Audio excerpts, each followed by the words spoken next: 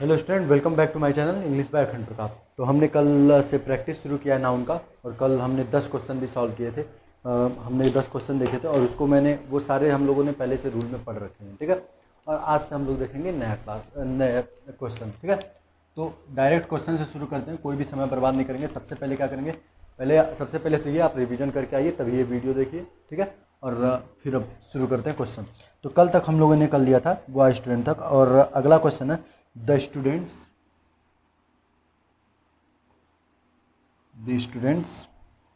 who obtained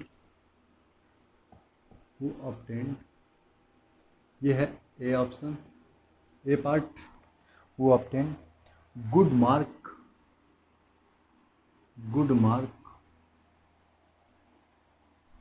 in the examination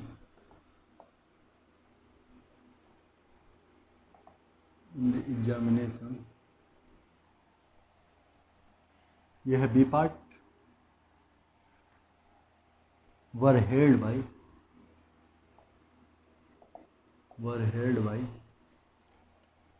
their teachers, ये है C part, और नो एरर है डी पार्ट। ये क्या है, डी पार्ट। ये 4 पार्ट दिए हैं कल की तरह, कल का ही तरह की पैटर्न का क्वेश्चन है। उसको देख लेते हैं, उसको समझ लेते हैं।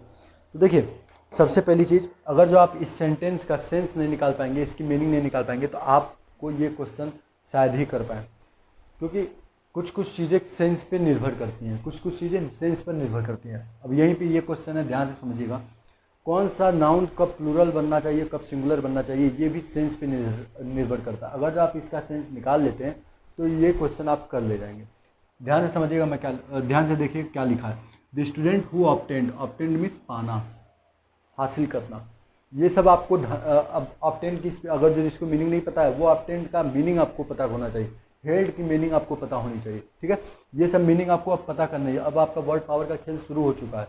अगर आपको नहीं पता है तो अब वर्ड पावर आप तैयार करना शुरू कीजिए। सेंटेंस में जो वर्ड ना आए, थोड़ा बोरियत लगेगा कि आपको करने में कि यार ये क्या कर रहा हूँ, लेकिन जो सेंटेंस में जो वर्ड ना है उसको लिख लीजिए, याद कीजिए, इसी से आप कुछ कर पाएंगे, ठीक है।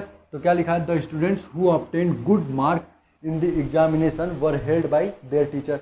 द स्टूडेंट, वो, फिर ये डी क्या आर्टिकल दी क्या डेफिनेट है, ये निश्चित कर दे रहा है, वही स्टूडेंट पाएंगे, हर स्टूडेंट नहीं, वही स्टूडेंट हु ऑब्टेन्ड। कौन स्टूडेंट, हु ऑब्टेन्ड, जिसने गुड मार्क एग्जामिनेशन में अच्छे नंबर पाए हैं, वही स्टूडेंट क्या किए जाएंगे, अपने टीचर के द्वारा शाबाशी दिए जाएंगे, या फिर वाहवाही दी जाएगी, ठीक है, या फिर सम्मान दिया जाएगा। तो देखिए, एक बात बताइए, क्या ये जब आपने सेंटेंस पढ़ा the student who obtained good mark, क्या इस जगह पे, इस चीज़ में आपको कुछ दिक्कत नहीं महसूस हुई?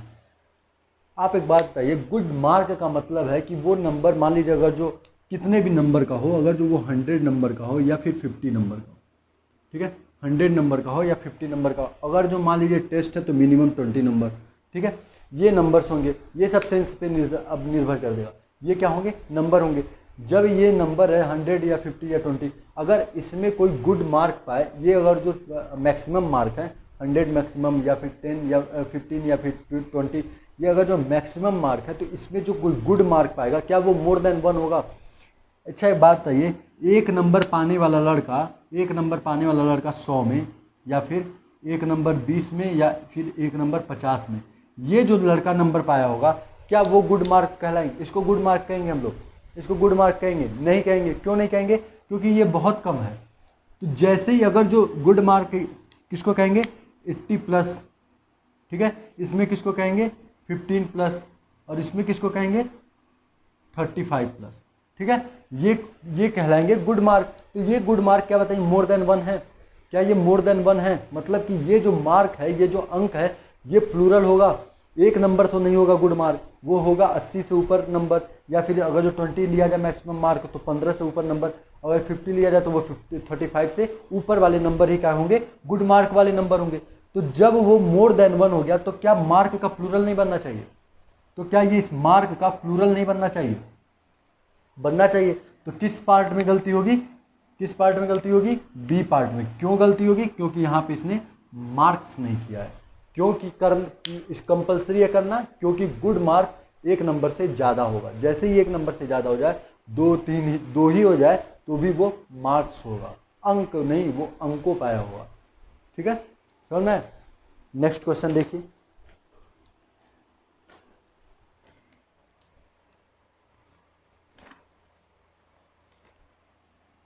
When she heard, पहले इसको मिटा देते हैं, इसको इरेज करते हैं।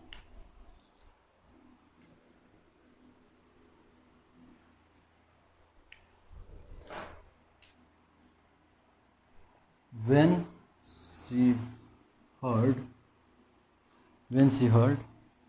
the sad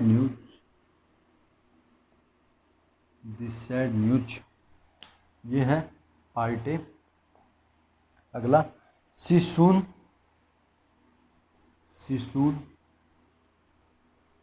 burst into tears, ये है B part.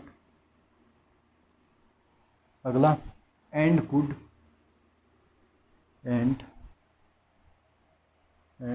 not receive, could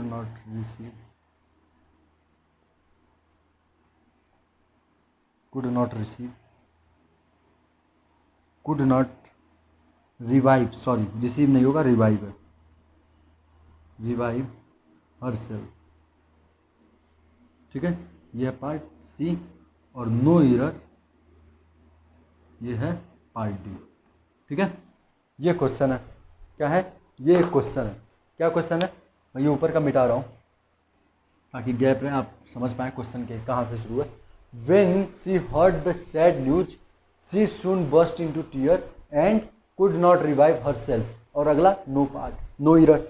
अब एक बात देखिए, आप अगर जो यहाँ से पढ़ना शुरू करेंगे तो आपने देखा यार मैंने न्यूज़ पे क्वेश्चन पढ़ा हुआ है, तो आपको लगेगा कि न्यूज़ से ही रिलेटेड गलती है। पर ऐसा नहीं होता यार कि मतलब अगर जो कोई वर्ड ऐसा देख लिया जो पढ़ा हुआ है उसी में गलती हो, ऐसा नहीं हो सकता। वो सही हो, उसका यूज़ सही किया गया, तो यहाँ पे इसका यूज़ सही किया गया।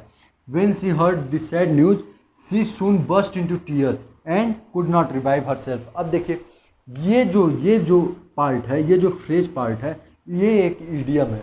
ये जो फ्रेज पार्ट है ये एक ईडियम है। बस्ट मिस होता है अचानक फट जाना या फिर अचानक किसी चीज़ में बल लगाना। अगर इस सेंटेंस का, इस फ्रेज का आप अर्थ निकालना चाहें तो नहीं निकलेगा, अगर जो इसकी मीनिंग से निकाला तो ऑब्वियस सी बात है कि ये एक क्या है? ईडियम है। क्या है? एक ईडियम है। और ईडियम क्या है? ईडियम का मतलब, इस ईडियम का मतलब क्या है कि खूब ज़्यादा रोना, अचानक से खूब ज़्यादा रोना शुरू कर देना। अचानक से जब कोई काम शुरू की जाती है तो उसको लिखते हैं बस्ट इनटू। क्या लिखते हैं? Burst into. तो देखिए, when she heard the sad news she soon burst into tears and could not revive herself. ठीक है, अब इस सेंटेंस में बस्ट इनटू जो लिखा हुआ है, बस्ट इनटू टीयर, ये गलत है। ईडियम असल में होता है बस्ट इनटू टीयर्स होता है। क्या होता है? टीयर्स। और मैंने आपको ये रूल पढ़ाया है कि जब आप किसी भी सेंटेंस में ईडियम देखते हैं, ईडियम्स जैसे होते हैं हमें वैसा ही लिखना होता है। एक बात बताइए, अगर जिसको ग्रामेटिकली देखा जाए तो क्या आंसुओं को गिना जा सकता है? क्या आंसू जो हैं, टीयर्स जो हैं, काउंट किए जा सकते हैं? नहीं किए जा सकते हैं। तो ये क्या है? एक अनकाउंटेबल नाउन है। ये क्या है? एक अनकाउंटेबल नाउन। और जब अनकाउंटेबल नाउन होता है तो उसका प्लूरल नहीं बना सकते, पर ये एक ईडियम है तो इसमें मजबूरी में ये प्लूरल बनाना पड़ेगा। अगर किसी बच्चे ने इस ईडियम को नहीं रटा है तो उसको ही लगेगा कि सही है, ये अनकाउंटेबल नाउन, इसका प्लूरल नहीं बनाएंगे, ऐसे ऐसे नहीं जोड़ेंगे, ये सही है।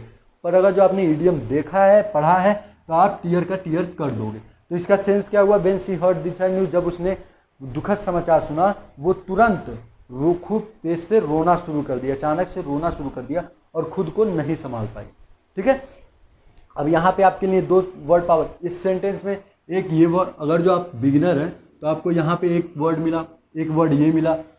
देखिए, मैं इसी जो प्रैक्टिस हम लोग कर रहे हैं ना उनका, इसी में कई वो आपको वर्ड्स मिलेंगे। अब जैसे ये एक ईडियम मिला, बस्ट इनटू टीयर्स। अब ये आपको लिख लेना, नहीं पता है तो अच्छी बात है।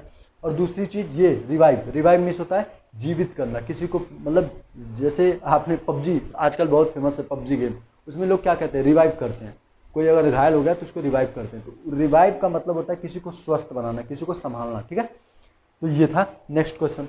अगला क्वेश्चन देखिए, समझ में आया ना क्यों हमने ऐसा किया? इसका कोई रूल नहीं था, ये एक ईडियम है, इसको ऐसे ही लिखना पड़ेगा। ठीक है, अगला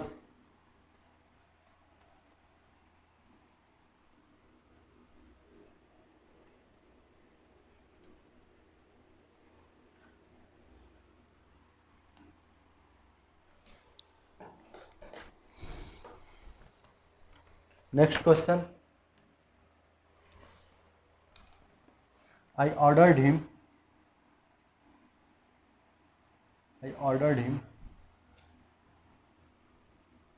ये of part A, evacuate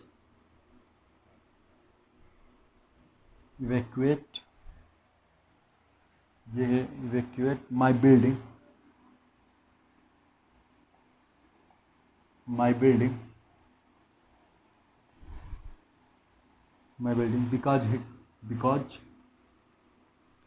because he tried to hurt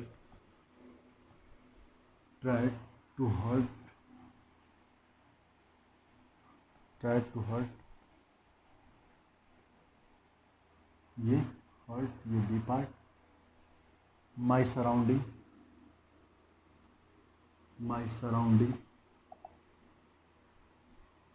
for no good reason,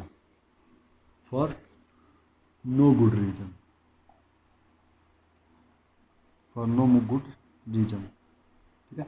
ये है पार्ट सी और नो एरर है पार्ट डी, ठीक है। ये जितने भी क्वेश्चन मैं आपको करा रहा हूँ ये सारे के सारे किसी न किसी कॉम्पिटिटिव एग्जाम में आए हुए हैं, चाहे वो बैंक हो सकता है, एसएससी हो सकता है, या फिर कोई भी एग्जाम हो सकता है, ये किसी न किसी एग्जाम में जरूर आए हुए हैं। अब आप यहाँ पे देखिए, ये सेंटेंस अगर जो आपने रट्टा भी मारा होगा तो आपको गलती दिख गई होगी, कहाँ पे गलती है। अगर आपने रट्टा भी मारा होगा, अगर जो आपने इसको लर्न भी कर लिया होगा, जो मैंने रूल पढ़ाए हैं, तो आपको दिख गया होगा कि गलती कहाँ है। वो गलती कहाँ है? सराउंडिंग में। क्यों? क्योंकि सराउंडिंग का नेचुरल स्पेलिंग जो होता है उसमें एस जुड़ा होता है। सराउंडिंग कोई वर्ड नहीं होता है, सराउंडिंग्स होता है। सराउंडिंग्स कोई नाउन नहीं होता है, सराउंडिंग कोई नाउन नहीं होता है, सराउंडिंग्स नाउन होता है, ठीक है। सराउंडिंग्स नाउन होता है। तो इस सेंटेंस में कहाँ गलती है? सराउंडिंग्स होना चाहिए, सराउंडिंग की जगह सराउंडिंग्स होना चाहिए, ठीक है। अब इसका सेंस देख लेते हैं, क्या सेंस है। आई ऑर्डर्ड हिम, मैंने उसे आदेश दिया। ऑर्डर मीन्स होता है आदेश देना, ठीक है। किसी से कुछ कोई बात उस पर हक जमा के कहना। आई ऑर्डर्ड हिम, मैंने उसे आदेश दिया टू इवैक्यूएट। अब ये नया सेंटेंस फिर मिला आपको, अगर आप बिगिनर हैं, आपको नहीं पता है। इवैक्यूएट मीन्स होता है किसी को कहीं से बचा कर निकाल ले जाना। देखिए, आप जब इसकी इंग्लिश, आप जब इसकी हिंदी लिखोगे ना किसी डिक्शनरी में, जैसे आप कई लोग यूज करते हैं, हिंद खोज हो गया, फिर कई सारे डिक्शनरी यूज करते हैं, तो उसमें जब आप इवैक्यूएट डालोगे ना तो वो फिर कई सारी मीनिंग दे देगा। तो आप कन्फ्यूज, आपको फिर यार वो सारी मीनिंग याद करनी पड़ेगी, और जो हिंदी में याद करेंगे। लेकिन अगर जो आपने एडवांस ऑक्सफोर्ड एडवांस लर्निंग जो मैंने डिक्शनरी बताया, अगर जो वो डिक्शनरी आप यूज करेंगे तो इवैक्यूएट जैसे ही आप डालेंगे तो उसमें इवैक्यूएट की डिफिनीशन दे देगा कि इवैक्यूएट कब यूज होता है। इवैक्यूएट मीन्स होता है कि कहीं, जैसे कहीं बाढ़ आया, अगर आप वहाँ से उसको बचा कर कहीं और जगह उसको रख देते हैं, किसी आदमी को या पशु या फिर किसी भी चीज़ को, उसी को कहते हैं इवैक्यूएट, कहीं से बचा कर निकालना। तो आई ऑर्डर्ड हिम, मैंने उसको आदेश दिया टू इवैक्यूएट, वहाँ से बचाने के लिए, माई बिल्डिंग, मेरी बिल्डिंग को, because he tried to hurt my surroundings. अब देखिए, सराउंडिंग्स, मैंने कहा था कि मैंने जब ये वर्ड लिखवाया तो आपसे कहा था कि आप लोग इसका मीनिंग पता कर लेना, आप लोग इसकी मीनिंग सर्च करके नोट डाउन कर लेना। लेकिन मुझे पता है कि कई लोगों ने तो किया ही नहीं होगा, उसको बस ऐसे ही रट्टा मार लिया होगा। सराउंडिंग में एस लगता है, सराउंडिंग्स होता है, सराउंडिंग्स होता है, ठीक है। तो इसकी मीनिंग होती है, जैसे आपके चारों तरफ के जो वातावरण होता है उसी को कहते हैं सराउंडिंग्स, उसी को कहते हैं सराउंडिंग्स। तो वो बोला my building because he tried to hurt, वह कोशिश कर रहा था हर्ट, चोट पहुंचाने की, मेरी चारों तरफ के वातावरण को, फॉर नो गुड रीजन, बिना किसी कारण के, ठीक है। समझ में आए? तो ये था आपका नेक्स्ट क्वेश्चन। अगला क्वेश्चन देखते हैं। अब जल्दी से हम लोग क्वेश्चन करेंगे क्योंकि लंबा हो जाएगा क्लास, तो दिक्कत हो जाती है। अगला, द इन्फेंट्रीज,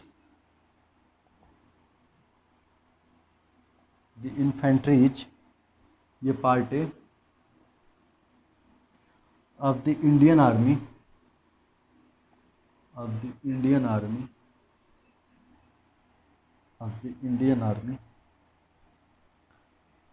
were, ये B part, gunned down by the enemies, gun down by the enemies. यह है सी पार्ट और नो एरर है डी पार्ट, नो एरर है डी पार्ट। ठीक है, ये फिर एक नया क्वेश्चन है, इसको देखते हैं। ये भी एग्जाम में आया हुआ क्वेश्चन है। अगर आपने फिर से, मैं बोलाऊंगा, अगर जो आपने रट्टा मारा होगा तो आपको फिर से एक क्वेश्चन, एक जो वर्ड है वो दिख गया होगा, यहीं पे गलती है। पर क्यों गलती है वो भी देख लेते हैं।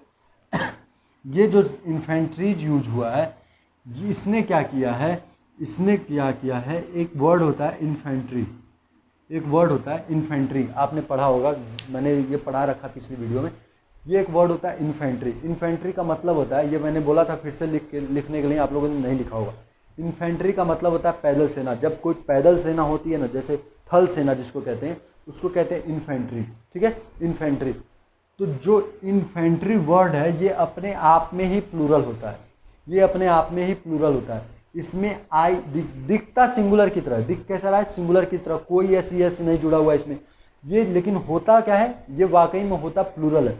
लेकिन जब ये जब प्लूरल होता है तो इसका प्लूरल नहीं बनाया जाता है। लेकिन एग्जामिनर क्या करता है, इस वाई को हटाकर आई ई एस जोड़ देता है, इस वाई को हटाकर आई ई एस जोड़ता है और बच्चों को दिखाता है कि बच्चे ये समझते हैं कि यार मैंने वाई का रूल पढ़ा है कि वाई हटा के आई ई एस होना चाहिए, ये सही समझ लेते हैं। पर वाकई में ये कोई वर्ड ही नहीं होता इन्फेंट्री, वर्ड होता है इन्फेंट्री। क्या होता है, इन्फेंट्री। इन्फेंट्री में क्या होता है, थल सेना।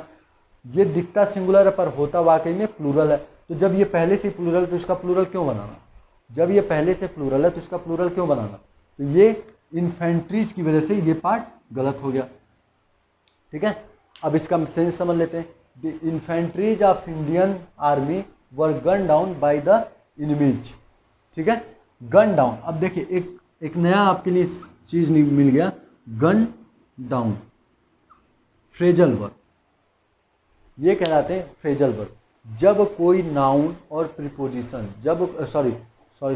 जब कोई वर्ब और कोई प्रीपोजिशन आपस में मिलकर, जब कोई वर्ब और कोई प्रीपोजिशन आपस में मिलकर एक नए वर्ब का फॉर्म करते हैं, एक नए वर्ब के रूप में काम करते हैं और उसका मीनिंग पुराने वाले वर्ब जिससे बना हुआ है उससे हटकर होता है। पूरा अगर कोई वर्ब और एक प्रीपोजिशन नहीं समझ में आ रहा है तो कोई दिक्कत नहीं है, फिर भी मैं समझा रहा हूँ। नहीं समझ में आ रहा है तो हम लोग आगे क्लास में इसको डिटेल में पढ़ेंगे।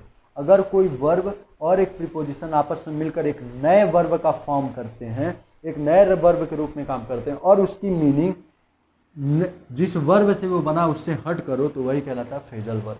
क्या कहलाता है, फ्रेजल वर्ब। ठीक है, गन मिस होता है गोली चलाना, गन डाउन मिस होता है मार कर गिरा देना। क्या होता है, मार कर गिरा देना। गन, पहली बात तो गन का मतलब लोग बंदूक जानते थे, लेकिन गन का मतलब होता है गोली चलाना। वर्ब की तरह जब यूज होता है तो उसका मतलब होता है गोली चलाना। ठीक है, the infantries of Indian army were gun down, मार कर गिरा दिए गए, बाय द इनिमीज, दुश्मनों के द्वारा। ये एक पैसिव वॉइस है। पैसिव वॉइस क्या होता है, जब बी फॉर्म के साथ, छोड़िए इसको आप, मैं समझा दे रहा हूँ, नहीं समझ में आया तो कोई भी बात नहीं है। देखिए बी के फॉर्म होते हैं इज, आर, एम, वाज, वर, ये होते हैं बी के फॉर्म। जब बी फॉर्म के साथ वर्ब का थर्ड फॉर्म आता है, जब बी फॉर्म के साथ वर्ब का थर्ड फॉर्म आता है तो उसी को कहते हैं हम लोग पैसिव वॉइस। कई लोग जानते हैं कि बाई की वजह से पैसिव वॉइस होता है। बाई कोई पैसिव वॉइस नहीं बनाता है। पैसिव वॉइस का मेन जो फॉर्मेशन होता है बी प्लस वर्ब की third form, be plus verb की थर्ड फॉर्म। ठीक है, समझ में आया? तो ये था क्वेश्चन। नेक्स्ट क्वेश्चन देखते हैं।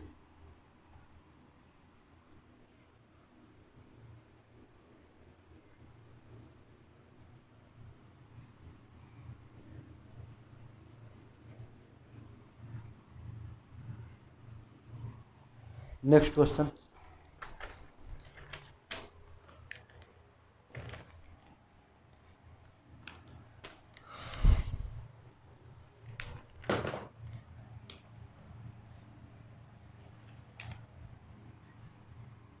the strongs of our society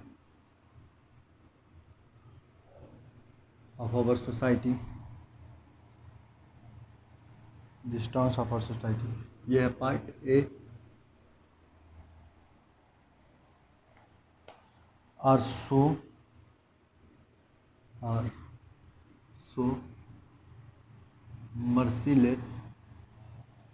merciless that the weak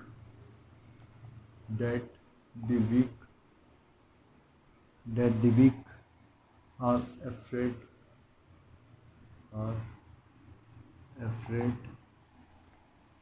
to mingle with him, mingle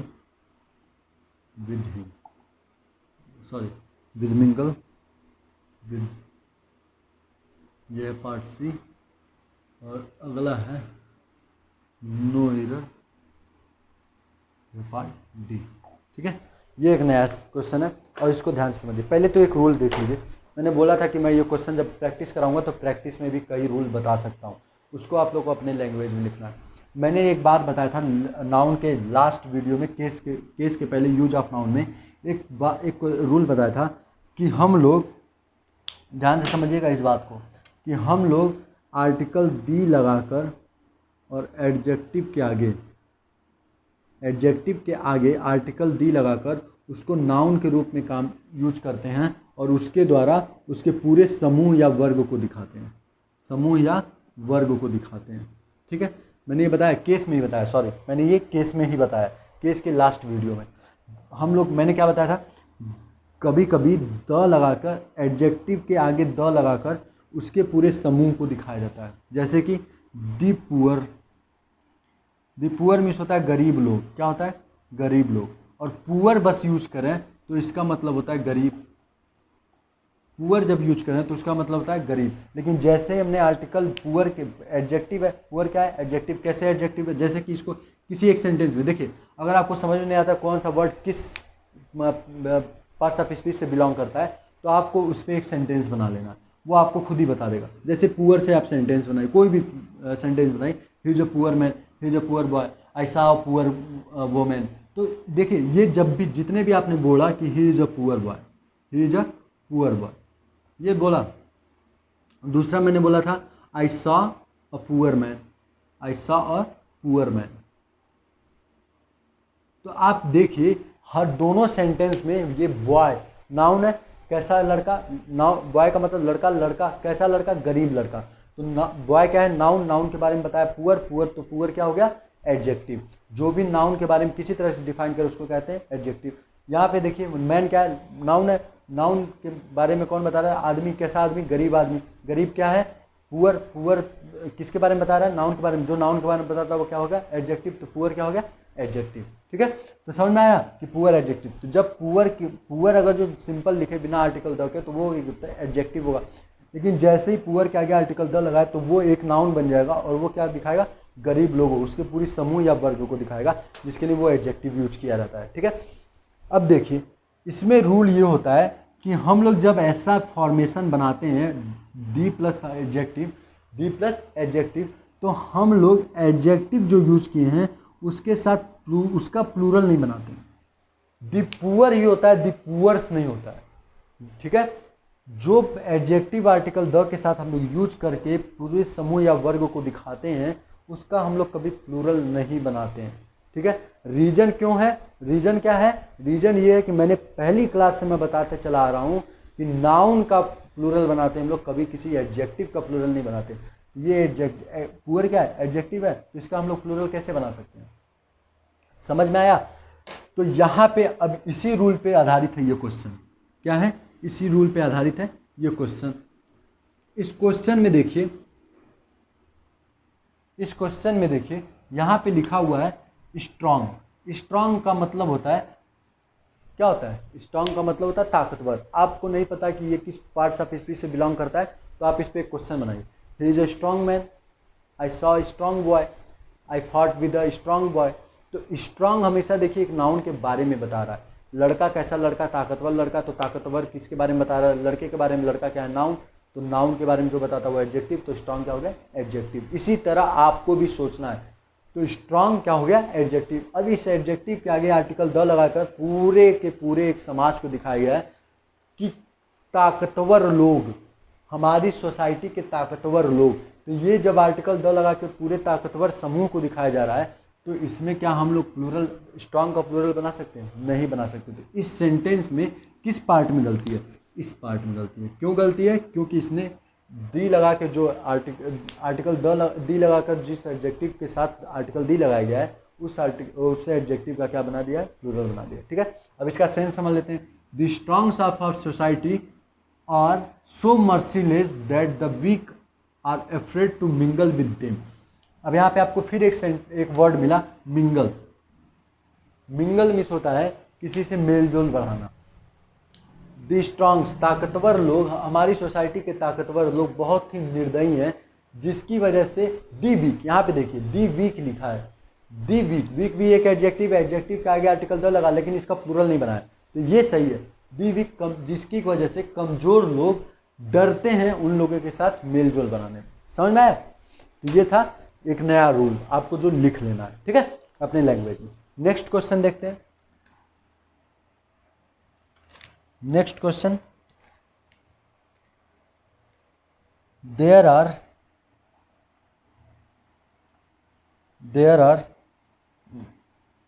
to, ये A part, there are two M and two T in committee, ये है बी पार्ट, ये है B part, इन committee, सही है, हाँ, इन committee, सी part, और ये नो एरर डी पार्ट। अब इस सेंटेंस को भी ध्यान से देखिए, इस सेंटेंस को भी ध्यान से देखिए। पहले तो इसका सेंस निकालिए कि कहना क्या चाह रहा है, तभी आप इसको कर पाएंगे। तो इसका सेंस क्या है? There are 2M and 2T in committee. कहने का मतलब है कि कमेटी वर्ड में 2M है और 2T हैं। क्या है? 2M है और 2T हैं। अब एक बात कहिए, जब 2M है तो क्या M जो वर्ड है इसका प्लूरल बनना चाहिए? यहाँ पे बोला अगर जो यही होता देयर आर 2 मैन तो गलत होता। अगर आप ये सेंटेंस लिखते, ध्यान से समझिएगा, अगर आप ये सेंटेंस लिखते देयर आर 2 मैन, तो क्या ये सेंटेंस गलत हो जाता? क्यों? क्योंकि इसका प्लूरल नहीं बना है, इसका प्लूरल बना होना चाहिए, मेन होना चाहिए। तो यही चीज़ यहाँ भी है, there are 2M and 2T लिखा हुआ है इन कमेटी। अब मैंने आपको जब फॉर्मेशन ऑफ प्लूरल बताया था तब वहाँ पे मैंने वर्ड का प्लूरल बनाना सिखाया था कि वर्ड का प्लूरल हम लोग कैसे बनाते हैं, एपोस्ट्रोफी S लगाकर। तो यहाँ पे जब 2M और 2T हैं तो क्या M का प्लूरल Ns होना चाहिए और T का प्लूरल Ts होना चाहिए। तो इस सेंटेंस में किस पार्ट में गलती है? बी पार्ट में गलती है। क्यों गलती है? क्योंकि जब 2 दे दिया है, बता दिया है 2 है, मोर देन 1 है, तो इसका प्लूरल बनना चाहिए ना। तो ये होगा एपोस्ट्रोफी S और यहाँ T पे होगा एपोस्ट्रोफी S। ठीक है, ठीक है। अब आप लोग ये गलती मत कीजिएगा, मैं इसी में मिटा के कर दे रहा हूँ, जैसे मैंने इरेज किया और लिख दिया, क्योंकि भाई मेरा परमानेंट तो है नहीं, मैं इरेज किया और लिख दिया। लेकिन आप लोग इस क्वेश्चन ऊपर और आंसर नीचे लिखिएगा, ठीक है, नहीं तो उसी में मिक्स हो जाएगा। नेक्स्ट क्वेश्चन देख लेते हैं। वर्मिन्स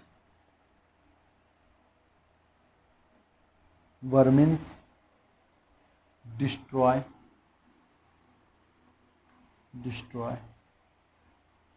ये ए पार्ट है, आवर प्रॉपर्टी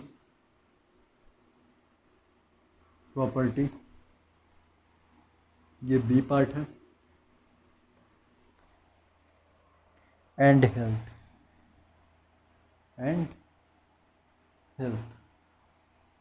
ये है सी पार्ट और नो एरर है डी पार्ट। ठीक है, ये भी एक नेक्स्ट क्वेश्चन है। क्या है? एक क्वेश्चन है। इस क्वेश्चन में भी ध्यान से देखिएगा, ये जो क्वेश्चन है इस क्वेश्चन में भी वर्मिन्स डिस्ट्रॉय और प्रॉपर्टी एंड हेल्थ, कहने का मतलब है कि जो वर्मिन्स होते हैं वो हमारी प्रॉपर्टी और हमारी हेल्थ दोनों को नुकसान पहुंचाते हैं। ठीक है। अब आप एक रूल याद कीजिए, मैंने एक रूल दिखाया था कि कुछ नाउन जो होते हैं वो दिखते सिंगुलर की तरह हैं, पर वाकई में वो सिंगुलर और प्लूरल दोनों होते हैं, लेकिन वाकई में वो सिंगुलर और प्लूरल दोनों होते हैं। मैंने बताया था कि कुछ नाउन ऐसे होते हैं जो दिखते सिंगुलर की तरह हैं, पर वाकई में वो सिंगुलर और प्लूरल दोनों की तरह होते हैं। तो क्या उसमें ये वर्ड नहीं था वर्मिन? क्या उसमें ये वर्ड नहीं था वर्मिन? यहाँ पे इस वर्ड वर्मिन में मैंने बताया था कि ये सिंगुलर और प्लूरल किसी भी तरीके से अगर जो यूज किया जाता है तो इसको उसी फॉर्म में रखते हैं वर्मिन में। इसमें एस या एस नहीं लगाते हैं प्लूरल बनाते समय, क्योंकि ये इसी पार्ट में इसी के जैसा वर्मिन इसी तरह प्लूरल में भी यूज होता है। तो हमें यस नहीं लगाना वर्मिन में, वर्मिन को ऐसे ही जैसा है एज इट इज रहने देना है, ठीक है। तो ये था किस पार्ट में गलती है? ए पार्ट में गलती है, ठीक है। Next question,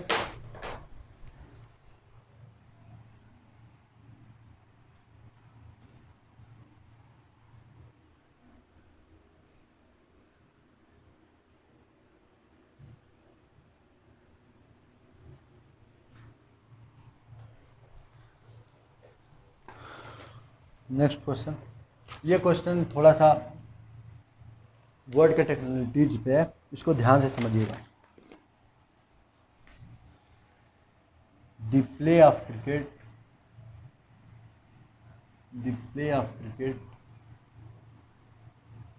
the play of cricket has become, ये है ए पार्ट,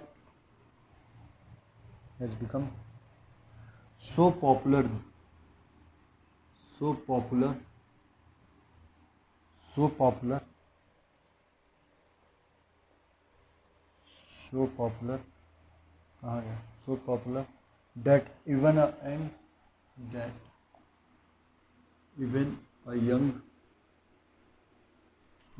young, ये पार्ट बी है। boy is talking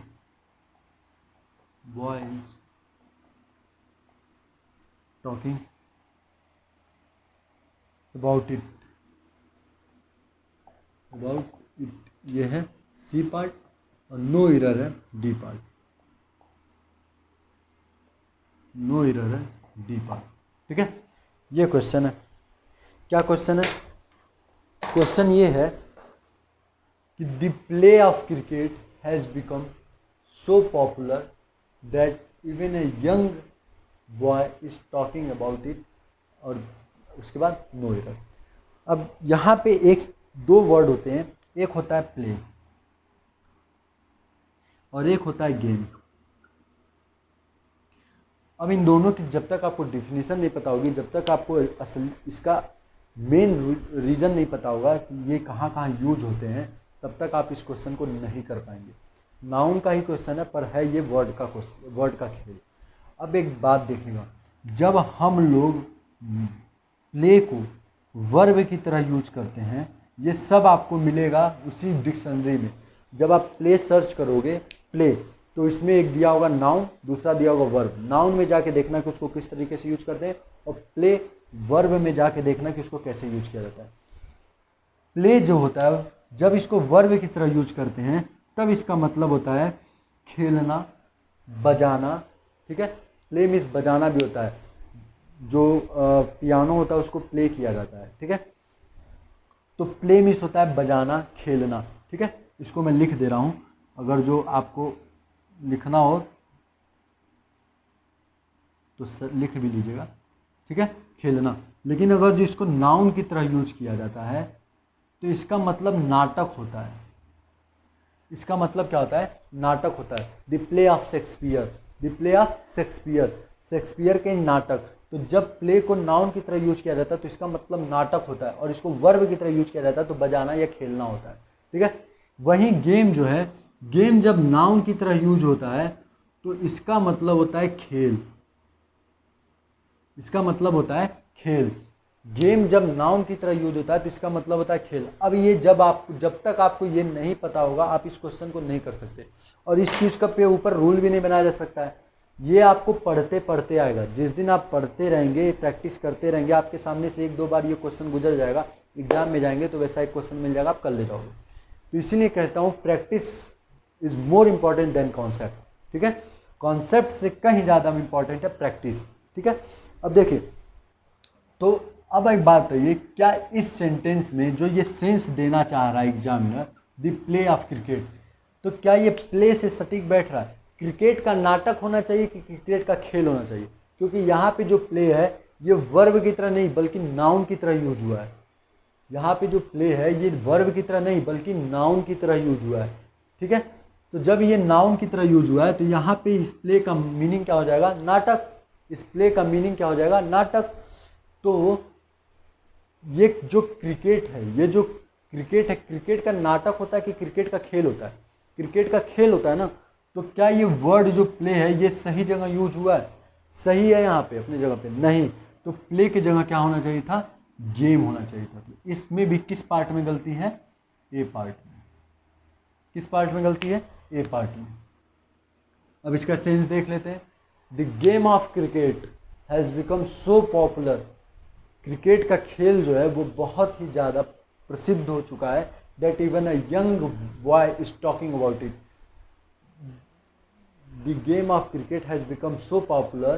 क्रिकेट का खेल इतना फेमस हो चुका है कि एक छोटा बच्चा भी इसके बारे में बात कर रहा है। टॉकिंग अबाउट इट मीन्स उसके बारे में बात कर रहा है। ठीक है, नेक्स्ट क्वेश्चन देख लेते हैं।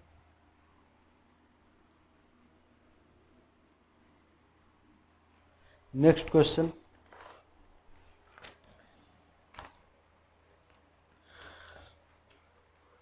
Dozens of boys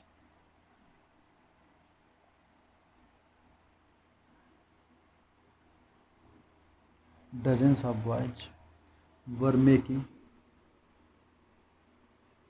making dozens of boys were making, ये पार्ट ए है, were making a clamorous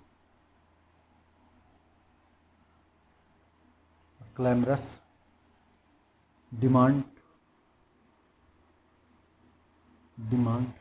of 10 rupees note of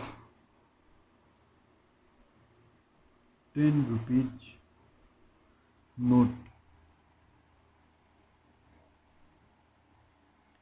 on the eve of father's birthday।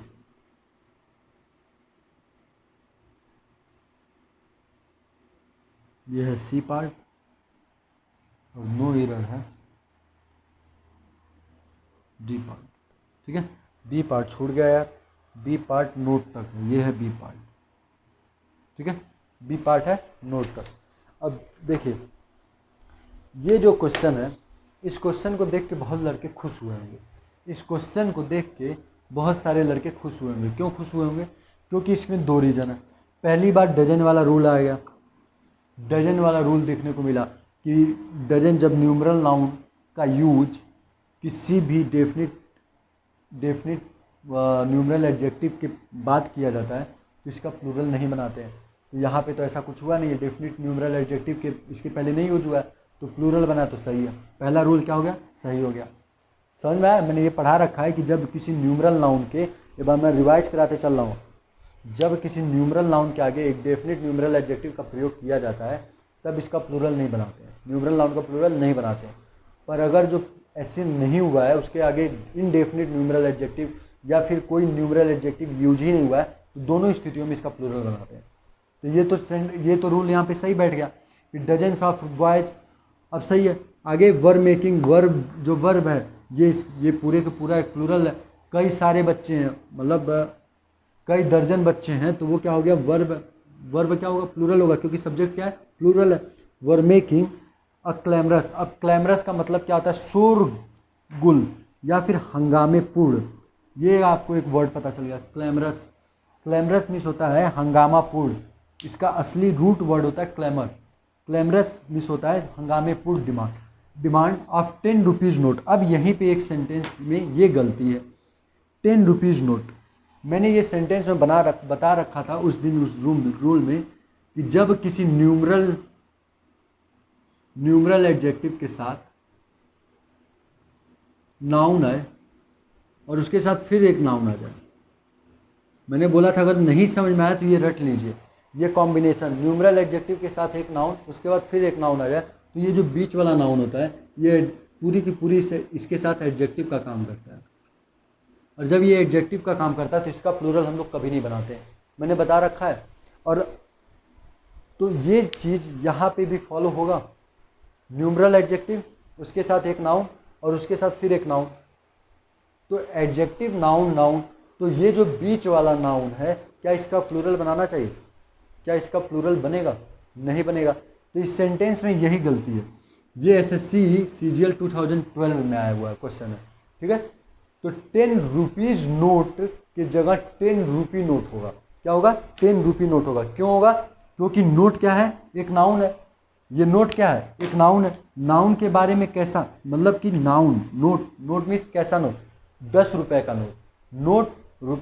कैसा नोट? 10 रुपए का नोट। तो नोट नाउन है, नाउन के बारे में बता रहा है 10 रुपए। तो जो भी नाउन के बारे में बताता है वो क्या होता है? एडजेक्टिव। जो नाउन को किसी भी तरीके से डिफाइन करे वही एडजेक्टिव होता है। तो इस नोट को डिफाइन कौन कर रहा है? 10 रुपी। इस नोट को डिफाइन कौन कर रहा है? 10 रुपी। जब ये एडजेक्टिव हो गया तो क्या इसका प्लूरल बनाया जा सकता है? तब इसका प्लूरल कभी नहीं बनाया जा सकता है। तो यहाँ पे गलती कहाँ है? 10 रुपी होना चाहिए था, 10 रुपीज़ नहीं। ठीक है, समझ में आया? और ये कॉम्बिनेशन भी आपको रखवा चुका हूँ, अगर जो याद है तो भी ये क्वेश्चन हो जाएगा। ठीक है, next question.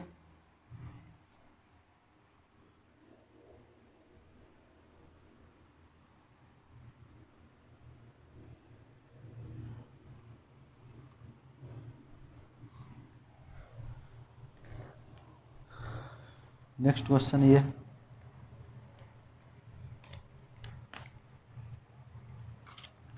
a lot of students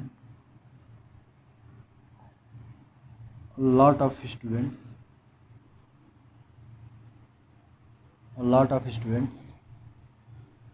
absent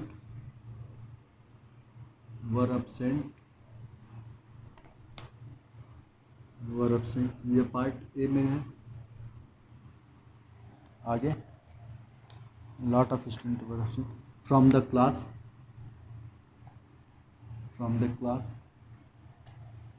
while a large number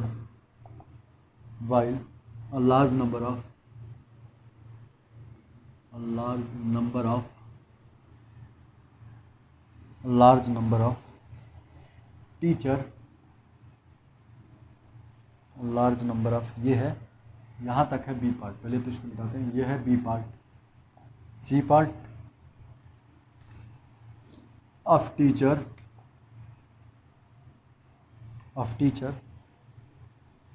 attended the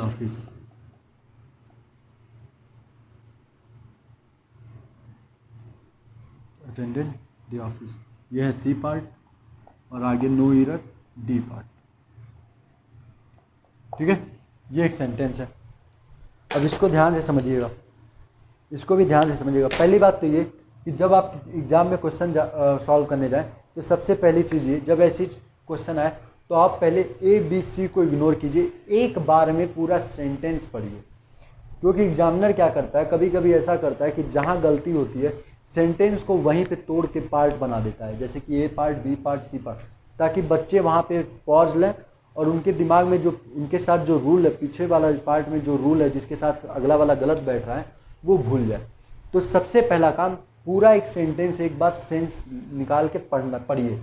A lot of students were absent from the class while a large number of teachers attended the office। अब इसी question को जैसे ही आप पढ़ेंगे पूरे एक flow में तो आपको दिख जाएगा a lot of students were absent from the class while a large number of teachers होना चाहिए ना। मैंने ये रूल लिखवाया है कि जब लॉट, मेनी और वन, ऑफ के साथ लगकर कोई नाउन आए तो वो नाउन हमेशा प्लूरल फॉर्म में होता है। ये रूल मैंने लिखवाया है कि जब किसी भी लॉट, मतलब कि लॉट, मेनी, वन, नंबर, इसके साथ प्लस लग के ऑफ प्लस जो नाउन आता है वो किस फॉर्म में होता है? हमेशा प्लूरल फॉर्म में होता है। तो क्या ये अ लार्ज नंबर ऑफ, ये इस फॉर्मूले उस पैटर्न को फॉलो कर रहा है? A large number plus of plus noun. तो क्या ये जो नाउन है ये प्लूरल फॉर्म में होना चाहिए? क्या ये जो नाउन है ये प्लूरल फॉर्म में होना चाहिए? तो बस यही गलती है, इसको बना देंगे प्लूरल। तो किस पार्ट में गलती है? सी पार्ट में गलती है। ठीक है, मैं बार बार बोल रहा हूँ, इन सब क्वेश्चन को आप हल्के में मत लीजिएगा, क्योंकि ये सारे के सारे क्वेश्चन एक एग्जाम में आ चुके हैं, कॉम्पिटेटिव एग्जाम में। ठीक है, मैं ये नहीं है कि मैं अपनी मतलब बड़ाई कराने के लिए कर रहा हूँ। आप जब क्वेश्चन सॉल्व करेंगे आए हुए एग्जाम के, तो आपको ये क्वेश्चन कहीं ना कहीं मिल जाएगा। ठीक है, तो क्या था, अब इसका सेंस देख लेते हैं। A lot of student were absent from the class, कई सारे बच्चे क्लास से एब्सेंट थे, अनुपस्थित थे क्लास में। While a large number of teachers attended the office, जबकि एक बहुत बड़ा टीचरों की संख्या ऑफिस में उपस्थित थी, ऑफिस को इन्फॉर्म किया। ठीक है, next question.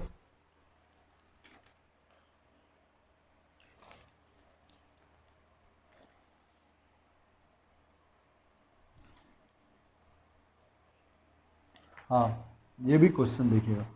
The old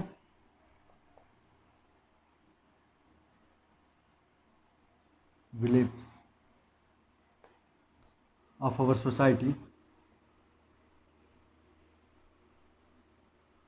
society ये पार्ट ए है। Next, have been eliminated,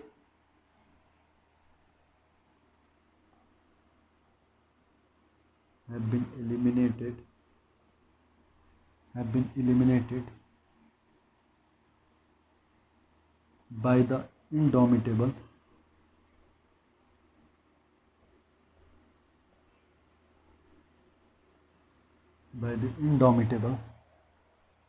efforts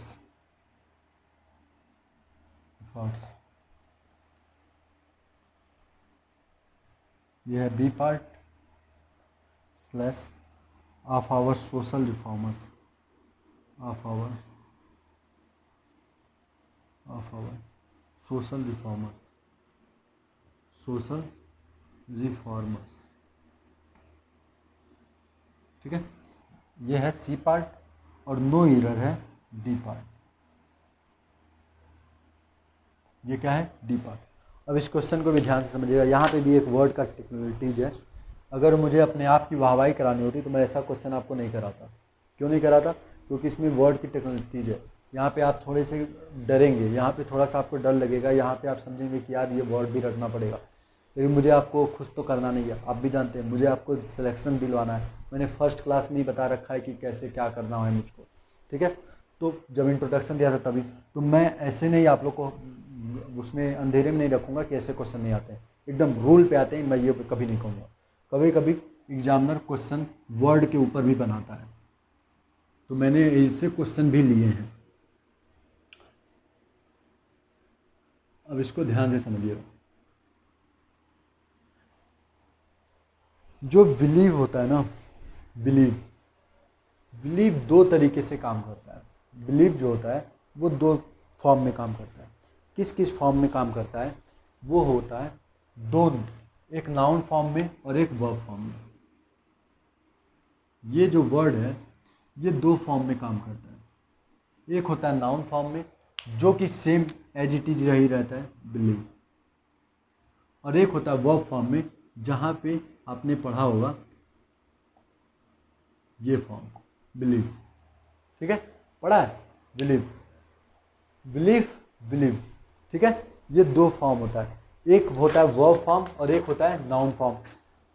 अब यहाँ पे ध्यान से समझिएगा, एग्जामिनर क्या करता है, आप लोग ये कौन सा फॉर्म है, ये है नाउन फॉर्म, ये भी लिख लेते हैं। ये कौन सा फॉर्म है, ये है नाउन फॉर्म। और ये कौन सा फॉर्म है, ये है वर्ब फॉर्म। ये कौन सा फॉर्म है, ये है verb form.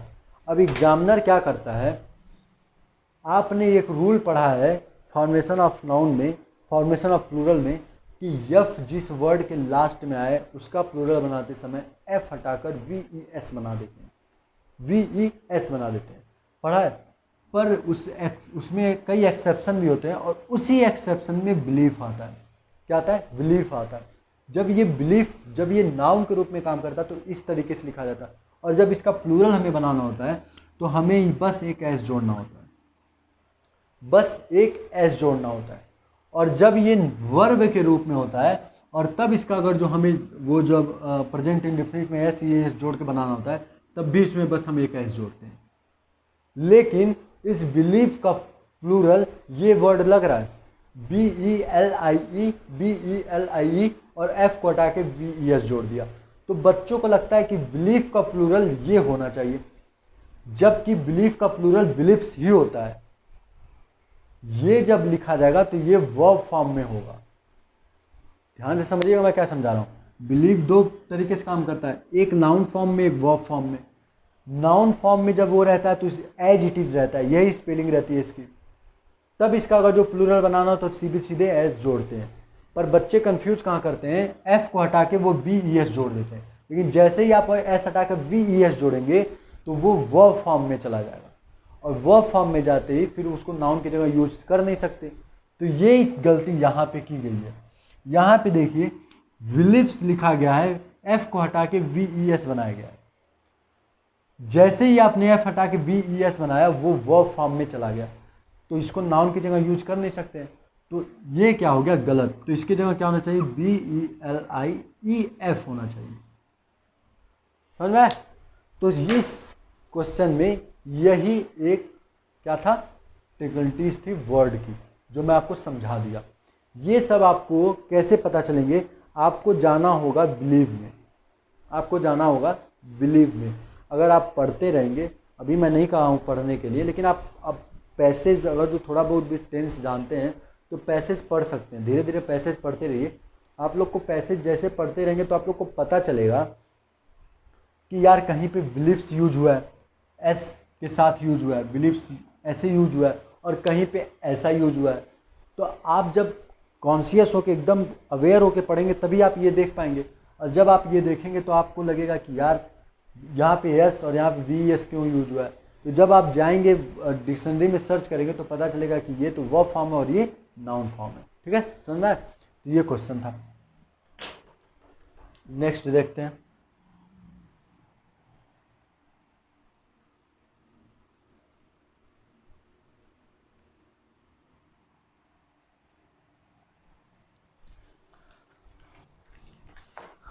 Next question,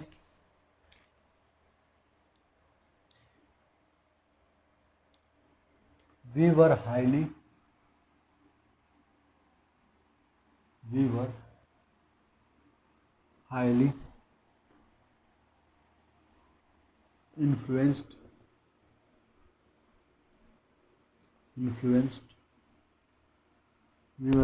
influenced ये है पार्टे by his intelligent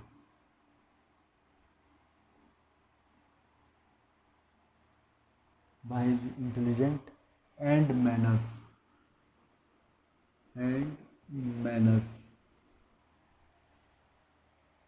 ये है पार्ट बी।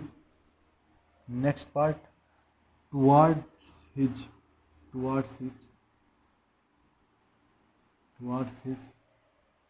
neighbors। ठीक है, यह सी पार्ट और नो एरर है डी पार्ट। ठीक है, नो एरर है डी पार्ट। ये क्वेश्चन है, इस क्वेश्चन को भी ध्यान से समझिएगा। पहले मैं आपको समझाता हूँ कि क्या वर्ड के साथ खेल कैसे होता है। आपने दो वर्ड सुने होंगे, एक सुना होगा ऑनेस्ट और एक सुना होगा ऑनेस्टी। दो वर्ड सुना है, ऑनेस्ट और ऑनेस्टी। अब यहाँ पे ऑनेस्ट क्या है और ऑनेस्टी क्या है। ऑनेस्ट एक एडजेक्टिव है, ऑनेस्ट एक एडजेक्टिव है। आप ऑनेस्ट को किसी वर्ड, आप ऑनेस्ट का कोई वर्ड फॉर्मेशन कीजिए, वर्ड कह रहा हूँ कि कोई सेंटेंस फॉर्मेशन कीजिए, उसमें ऑनेस्ट को यूज़ कीजिए। तो जैसे ही आप ऐसा करेंगे तो आप कहेंगे he is a honest man, he is a honest man. वह एक आदमी है, कैसा आदमी है, ईमानदार आदमी है। आदमी था नाउन, मैन था नाउन, और नाउन के बारे में बता रहा था ईमानदार, जो कि ऑनेस्ट था। और जब नाउन के बारे में कोई वर्ड बताता हो तो उसको कहते हैं एडजेक्टिव। तो ऑनेस्ट क्या हो जाएगा, एडजेक्टिव। एक एग्जांपल लिख भी दे रहा हूँ, जैसे मैंने लिखा he is an honest man, he is an honest man. ये आपने लिखा he is an honest man. अब यहाँ पे जो ऑनेस्ट वर्ड है ये मैन के बारे में डिफाइन करने लगा, आदमी कैसा आदमी है, ईमानदार आदमी। तो इस ऑनेस्ट ने मैन को डिफाइन किया। तो जो वर्ड किसी भी तरीके से किसी नाउन को डिफाइन करता है वही एडजेक्टिव कहलाता है। तो ये ऑनेस्ट क्या हो गया, एडजेक्टिव हो गया। लेकिन ये ऑनेस्टी क्या है, ऑनेस्टी एक नाउन है। आपने सुना होगा honesty is a best policy, honesty is the best policy, सुना है। तो वहाँ पे जो ऑनेस्टी है वो नाउन की तरह काम कर रहा है। कैसा काम कर रहा है, नाउन की तरह। ईमानदारी, यहाँ पे लिखा था कि वह एक ईमानदार आदमी है, और यहाँ पे ईमानदारी एब्स्ट्रैक्ट नाउन हो गया, नाउन एब्स्ट्रैक्ट नाउन हो गया। इसको महसूस किया जा सकता है कि ईमानदार है कि नहीं है। तो ईमानदारी एक बहुत ही अच्छी आदत है, गुड हैबिट हो, ठीक है। तो ईमानदारी, ऑनेस्टी क्या हो गया, अब नाउन हो गया। तो यही वर्ड ऑनेस्ट कभी कभी एडजेक्टिव और इसी में वाई लग के वो नाउन की तरह काम कर रहा है, ठीक है। इसी तरीके से लगभग हर word noun, adjective, verb, adverb और कुछ कुछ तो चारों के चारों फॉर्म में काम करते हैं, ठीक है। तो वहाँ पे आपको देखना होता है कि कौन सा वर्ड कहाँ पे यूज होना चाहिए, वर्ड का कौन सा फॉर्मेट कहाँ पे यूज होना चाहिए। अब यहाँ पे honest, he is an honest man, यहाँ पे जो ऑनेस्ट है यहाँ पे आप ऑनेस्टी नहीं यूज कर सकते। क्यों नहीं यूज कर सकते, क्योंकि हमें ऑनेस्ट का एडजेक्टिव फॉर्म हमें चाहिए, हमें ऑनेस्ट का एडजेक्टिव फॉर्म यहाँ चाहिए। तो ऑनेस्ट का एडजेक्टिव फॉर्म ऑनेस्ट ही होगा यहाँ पे यूज। हम ऑनेस्टी नहीं कर सकते, ऑनेस्टी इसलिए नहीं कर सकते क्योंकि वो नाउन फॉर्म है और हमें क्या चाहिए, एडजेक्टिव फॉर्म। तो यहाँ पे ऑनेस्टी गलत हो जाएगा क्योंकि यहाँ पे हमें एडजेक्टिव फॉर्म चाहिए और वो क्या है, नाउन फॉर्म। ऐसे ही जब आप लिखेंगे honesty, honesty is the best policy, जैसे आपने ये लिखा, अब यहाँ पे हमें ऑनेस्टी, ये नाउन चाहिए, तो यहाँ पे आप ऑनेस्ट का एडजेक्टिव फॉर्म ऑनेस्ट नहीं रख सकते। आप यहाँ पे ऑनेस्ट का एडजेक्टिव फॉर्म ऑनेस्ट नहीं रख सकते क्योंकि इस वर्ड में, सॉरी इस सेंटेंस में जहाँ जो ऑनेस्ट का फॉर्मेट रिक्वायरमेंट है वो है नाउन का, तो हमें ऑनेस्ट का नाउन फॉर्म ही रखना पड़ेगा, ऑनेस्टी।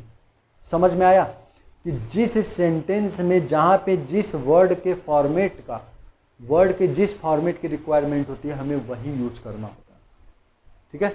और ये सब आपको कैसे पता चलेगा, कुछ ग्रामर से, कुछ पढ़ने से, ठीक है। कुछ ग्रामर से, कुछ पढ़ने से। ग्रामर से कैसे पता किया, मैन के आगे नाउन है, नाउन के बारे में बताना है तो हमें एडजेक्टिव फॉर्म चाहिए, ठीक है। ग्रामेटिकली देख रहा हूँ, मैन क्या है, एक नाउन है, और इस नाउन को डिफाइन करने के लिए हमें एक वर्ड चाहिए जो ऑनेस्ट से बना हो, तो हमें ऑनेस्ट का एडजेक्टिव फॉर्म ही तो चाहिए होगा क्योंकि एडजेक्टिव भी एक नाउन को डिफाइन कर सकता है। तो हमने ऑनेस्ट लिखा। यहाँ पे हमें एक सब्जेक्ट के रूप में काम लेना था, हमें ऑनेस्ट का ऐसा फॉर्मेट लेना था जो सब्जेक्ट के रूप में काम करे और उसको बेस्ट पॉलिसी दिखानी थी। एक ऑनेस्ट का ऐसा फॉर्मेट लेना था जो कि सब्जेक्ट के रूप में काम करे और उसको बेस्ट पॉलिसी हमें दिखानी थी। तो हमने क्या किया, ऑनेस्टी ने लिया क्योंकि ये नाउन है और नाउन सब्जेक्ट और ऑब्जेक्ट दोनों के रूप में काम करता है। तो हमें यहाँ पे क्या लेना पड़ा, नाउन, ठीक है। अब इसी तरह इस क्वेश्चन में आइए, we were highly influenced by his intelligent. अब इंटेलिजेंट जो वर्ड है, जो इंटेलिजेंट वर्ड है, ये जो वर्ड है इंटेलिजेंट, ये जो वर्ड है ये होता है एडजेक्टिव। नहीं आपको पता है कैसे, तो आप इसके ऊपर एक सेंटेंस फॉर्मेट कीजिए, एक सेंटेंस का फॉर्मेशन कीजिए इसको लेके, he is an intelligent boy, he is an intelligent boy.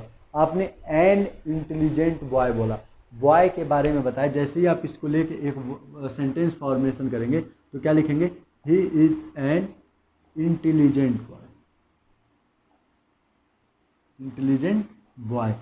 तो ये इस इंटेलिजेंट ने इस बॉय नाउन को बारे में बताया। बॉय क्या है, एक नाउन है, और इस नाउन के बारे में कौन बताया, इस नाउन के बारे में कौन बताया, इंटेलिजेंट। तो जब इंटेलिजेंट नाउन के बारे में बताया तो इंटेलिजेंट क्या हो गया, एडजेक्टिव। तो इंटेलिजेंट क्या होता है, एडजेक्टिव। और इस सेंटेंस में हमें हिज, उसके, ध्यान से समझिएगा, वी वर हाईली इन्फ्लुएंस्ड, हम लोग उसके मैनर, मतलब कि उसके रहन सहन के तरीके, मैनर उसके रहन सहन के तरीके, और उसके इंटेलिजेंट, इंटेलिजेंट का मतलब इसके आगे एक नाउन आना चाहिए था। इंटेलिजेंट जब यूज हुआ तो इसके आगे क्या आना चाहिए था, एक नाउन आना चाहिए था जिसको ये डिफाइन करे। समझ में आ रहा है, इंटेलिजेंट क्या है, एक एडजेक्टिव है, एडजेक्टिव है तो किसी नाउन को डिफाइन करेगा, लेकिन क्या इसके आगे कोई डिफाइन है, कोई नाउन है, नहीं है। इसके आगे कोई नाउन है, नहीं है। तो ये एडजेक्टिव फॉर्म में हो ही नहीं सकता है। तो यहाँ पे हमें चाहिए था, हमें यहाँ पे क्या चाहिए था, यहाँ पे हमें चाहिए एक नाउन फॉर्म। अब नाउन फॉर्म ही क्यों चाहिए ये समझिए, इस हिज के कारण। मैंने बताया है कि एक होता है पजेसिव प्रोनाउन, ध्यान से समझिएगा, ये लंबा मैं लेक्चर समझा रहा हूँ, एक एक चीज़ आपको डिटेल में समझा रहा हूँ। बाकी टीचर रहते तो बता देते इंटेलिजेंट गलत है, इंटेलिजेंस होगा। क्यों होता मैं समझा रहा हूँ बहुत ही अच्छे से। ये आपको समझ में आ गया ना कि किस फॉर्म में कैसे यूज करते हैं, ये समझ में आ गया ना कि किस फॉर्म में कैसे यूज करते हैं, क्यों यूज करते हैं, ठीक है। अब आगे देखिए, मैंने आपको बताया था पजेसिव प्रोनाउन के बारे में। इसी तरह जब हम लोग एडजेक्टिव में जाएंगे तो एक एडजेक्टिव होता है पजेसिव एडजेक्टिव, एक होता है possessive adjective. Possessive adjective, possessive adjective क्या होता है, कोई ऐसा एडजेक्टिव जो किसी पे अधिकार प्रदर्शित करे, कोई ऐसा एडजेक्टिव जो किसी नाउन पर अधिकार प्रकट करे, तो वही कहलाता है पजेसिव एडजेक्टिव। अब यहाँ पे ध्यान समझिएगा, मैनर, रहन सहन का तरीका, मैनर, किसका मैनर, उसका मैनर।